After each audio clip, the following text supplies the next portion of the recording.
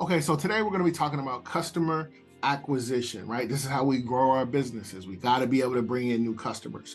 So I created this from the perspective, and we're talking about mainly handheld marketing, right? These are your marketing materials that you can hold in your hand. So an example of that would be like your business card. Now, your business cards, those are always going to be, for the most part, static information, right? So your name's not going to change. The name of your company's not going to change unless it does. The email, your website, your mission statement. Usually those things really don't change, or if they change, they may change only like once, throughout the lifetime of your business, right? But on your flyers are going to change a little bit, and here's why. So they're actually going to have all of the things that your business card is going to have: your name, company name, email, website, mission statement.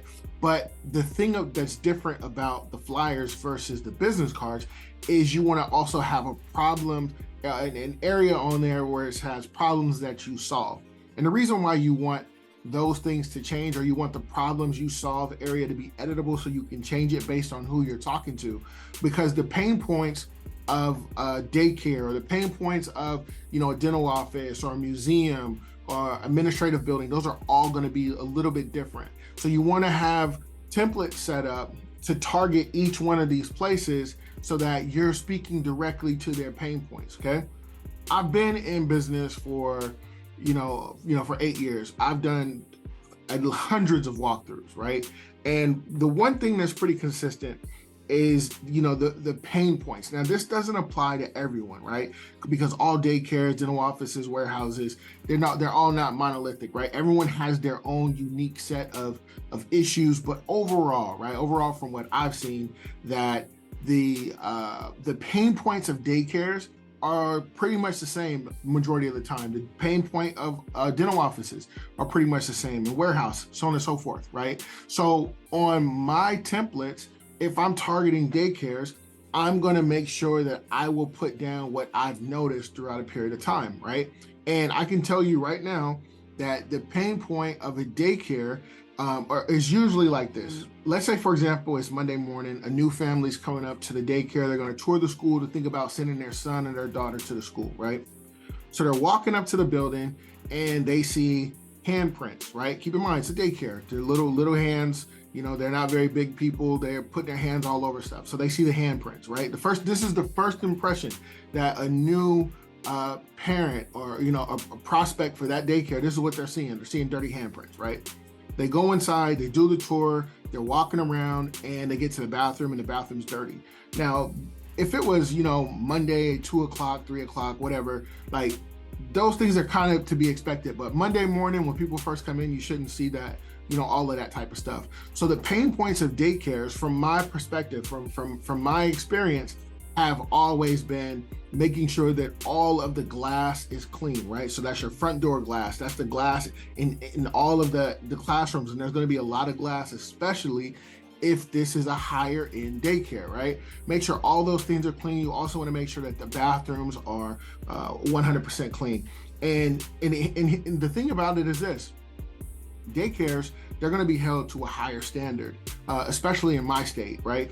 Because not only do you have the entrepreneur saying, hey, I want to go ahead and I want to open up a daycare, but the process for you to get a license and keep a license with the daycare is that much more strict, because you have audits that are always taking place.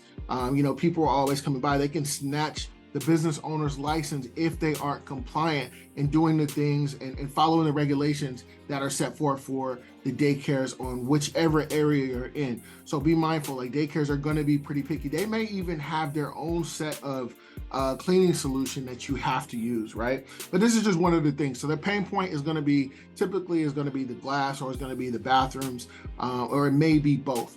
Dental offices pain points are going to be a little bit different, right? Dental office pain points, you have to think, in dental offices, where is most of the time spent? Most of the time is spent from or inside of the operatory chairs, right? So this is where you get your teeth cleaned. Now, their customer, the dental clinic's client, they're not really going to notice too much, but the The dental technicians, the dentists, they're going to notice, like there's always a buildup of stuff on the floor, or they're going to notice that the floors aren't as clean. A lot of the complaints may come from the bathroom or the kitchen, but your main place where the complaints are going to come from is going to come from the operatories, right? And it's going to come from around the operatory chairs. This is just based on my experience. In warehouses are going to be like this, especially if it's a production warehouse. Their complaints are going to come from the kitchen or the cafeteria where the staff go and they eat. You have to think they're outside, they're out in the warehouse, they're doing all of their production stuff. When they're tired and it's time for their lunch break, they're going to want to go in and have a clean place to sit and eat their lunch or eat their dinner or whatever, right? They're looking for a place they can relax. And if it's always dirty, this is where you're going to get a lot of complaints. Not only is it, is it going to be, not clean, but it's also, when it comes to warehouse workers, it's also going to lower the morale. People want to go into a place, especially on their downtime, and be able to feel comfortable while they're relaxing. So these are the three different pain points that I've experienced throughout all of the walkthroughs that I've done, throughout all the past clients I have, current clients that I have, when it comes to these three specific types of places, right? So this is what I found by getting to the walkthrough. If you're having trouble getting to a walkthrough, or getting your first walkthrough, or getting your second walkthrough, or you just want to add this into your marketing moving forward, I have appointment setting program. The link will be in the description, guys. Okay, so those are just the things that I've experienced, right? Now, when you go and you do your walkthrough and you meet with your point of contact and you're going around, the point of contact showing you around, they're building up, you're building up the scope of work, you can ask them, what are some of your problem areas? What are some of the things that the current company aren't doing that you wish that they were doing? They're going to tell you, right?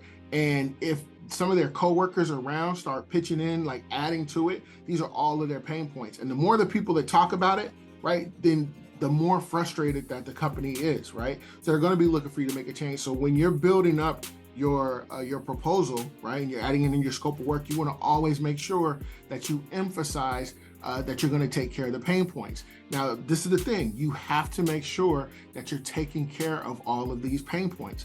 So once the prospect says, okay, you know what, we're going to go ahead, we're going to trust that you're going to be able to do this thing, let's go ahead and get into an agreement. The agreement is the contract. Now, at the point the prospect signs the contract and you sign the contract, they're no longer a prospect. They're now a customer, or they're a client. The way that you keep this client, the way that you make sure that they're always going to be happy, is by doing the right things consistently, right? And then always having open communication, right? Always being able to reach out, talk to them if there are any problems, if there are any complaints, if there are any things that you need to fix, so on and so forth, right? So just having that consistency, having that communication throughout time as you build this relationship, you build this trust. You can go ahead and start to add in extra services. So this is the point where you figure out what they need or what you can assist them with. Like some of the extra services I'm talking about, you can go ahead and start to offer carpet cleaning. You can go ahead and start to offer strip and wax, or windows, or parking lot maintenance, or whatever the case is. It's at this point, right, by being consistent and having that open communication, will you be able to go ahead and start to offer additional services. Once a customer is like, you know what, you're the company we're going to go with. Yes, everything isn't always right? Because we're not robots. Things aren't going to always be right. But if it's right more than it's wrong, you can go ahead and ask for a referral. Now, I'm going to tell you this. In this example, we got daycares, dental offices, and warehouses. Your warehouse guys, they're probably not going to be able to get you referrals. It's not because they don't want to. It's because that the operations manager, in warehouses, they're going to be too busy. They're so focused on meeting their numbers and, making sure that their business is running efficient. They're not really going to have time to go out and make friends in the warehouse industry. Like, warehouses really aren't set up like that. But daycares, you will have a little bit more success, right? Daycare owners, they talk to each other, they know each other, right? So they'll be able to send you referrals. Sometimes daycares will own one daycare owner will own multiple daycares. So they're going to be able to get you referrals. Now, the one that you're going to have the most success with when it comes to referrals is going to be your dental offices. Dental offices are a part of a network group, most of them, right? Most of them are with the ADA, the American Dental Association. I believe that's what it stands for, right? So they're with them. It's this huge network of dentists, and they always talk. They go to conferences, they go to meetings. Like, being in business, having a network of people that you can consistently rely on to bounce ideas off of is always going to be extremely important. This is why I created the Inner Circle on Facebook. It is our free Facebook group. In business, you're going to need to have a network group, right? So you might as well join mine. It is for free. And once we do reach our 100 members, I am giving away one free walkthrough, right? So you should go ahead, sign up, join the Facebook group, and you will be eligible to win a free walkthrough once we reach our 100 members, right? So we have the referrals and everything right here, okay? Now, if none of them can give you a referral, and I'm sure that if you're doing everything right, you're meeting all the pain points, you're being consistent, you have an open communication, somebody's going to give you a referral. But for whatever reason, if they're not just able to give you a referral, or if they don't have time or whatever, they can always give you a review, right? So someone's going to be able to give you a review, and the reviews do help, right? I promise you, people are looking up stuff. Someone looking up is just, I mean, think about it from your own perspective.